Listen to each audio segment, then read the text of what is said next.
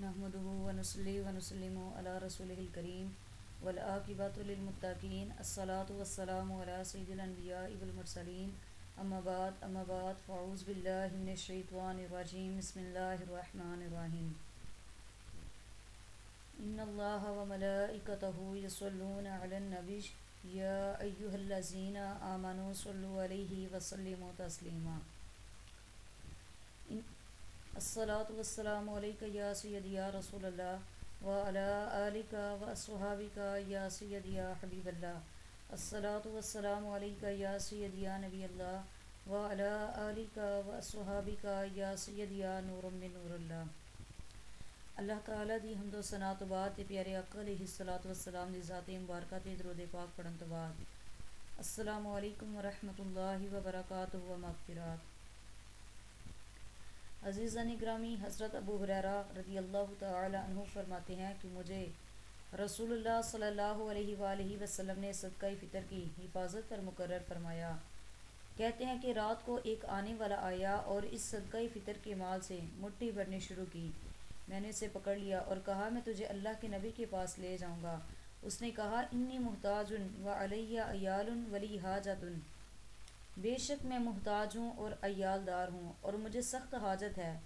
فرماتے ہیں کہ میں نے اسے چھوڑ دیا۔ جب صبح میں نبی پاک صلی اللہ علیہ وآلہ وسلم کی خدمت اقدس میں حاضر ہوا تو آپ نے میرے بتانے کے بغیر ہی فرما دیا یا ابو ہریرہ ما فعل اسیرک البارحۃ، کہ اے ابو ہریرہ تیری رات والے چور نے کیا کیا؟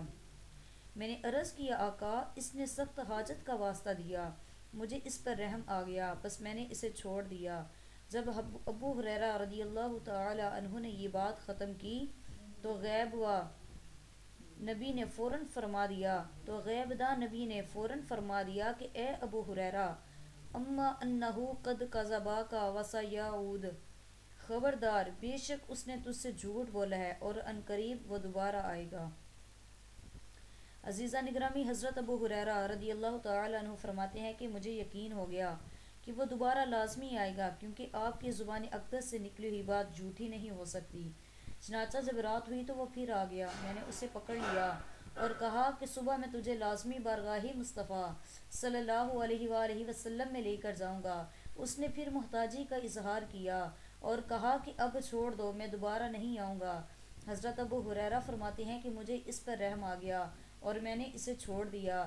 جب صبح میں دربار نبی صلی اللہ علیہ وآلہ وسلم میں حاضر ہوا تو پھر وہی پوچھا کہ تیرے چور نے کیا کہا، کیا کیا؟ میں نے پھر وہی جواب دیا، عرض کر دیا تو امام الانبیاء صلی اللہ علیہ وآلہ وسلم نے ارشاد فرمایا کہ اے ابو ہریرہ وہ جھوٹا ہے، آج پھر آئے گا۔ حضرت ابو ہریرہ رضی اللہ تعالی عنہ فرماتے ہیں کہ میں پھر اس کے انتظار میں رہا۔ چنانچہ جب رات ہوئی تو وہ پھر آ گیا اور طعام سے مٹھی بھرنے لگا اور میں نے اسے پکڑ لیا اور کہا کہ تو بار بار جھوٹ بولتا ہے کہ میں نہیں آؤں گا، مگر تو پھر آ جاتا ہے، لہٰذا اب تو میں تجھے ضرور نبی پاک صلی اللہ علیہ وآلہ وسلم کی خدمت میں لے کر جاؤں گا۔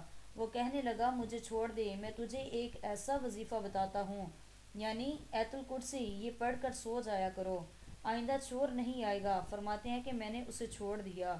جب صبح کے وقت میں حضور صلی اللہ علیہ وآلہ وسلم کے پاس گیا تو آپ نے پوچھا ابو ہریرہ چور کا کیا بنا؟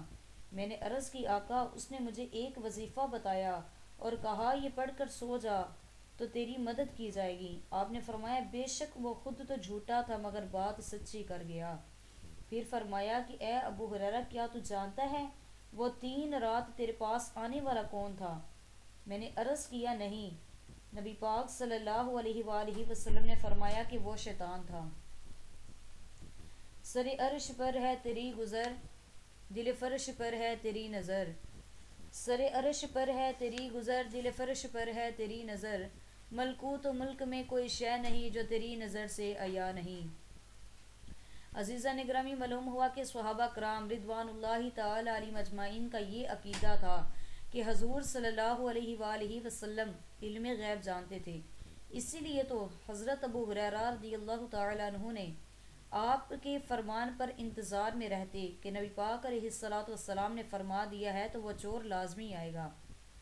عزیزان گرامی، جو واقعہ ابو ہریرہ صحابی کے گھر ہوا اور جو ہونے والا ہے۔ نبی پاک صلی اللہ علیہ وآلہ وسلم کو ان سب کی خبریں وقت سے پہلے پتہ تھی، یعنی کہ آپ صلی اللہ علیہ وآلہ وسلم ان تمام واقعات کی خبریں وقت سے پہلے دے رہے ہیں۔ اب آپ مجھے بتائیں کہ یہ علم غیب نہیں تو اور کیا ہے؟ عزیزہ نگرامی، شعر کہتا ہے نا، سر عرش پر ہے تیری گزر، دل فرش پر ہے تیری نظر۔ سر عرش پر ہے تیری گزر، دل فرش پر ہے تیری نظر۔ ملکوت و ملک میں کوئی شے نہیں جو تیری نظر سے عیاں نہیں۔ وما علینا الا البلاغ المبین۔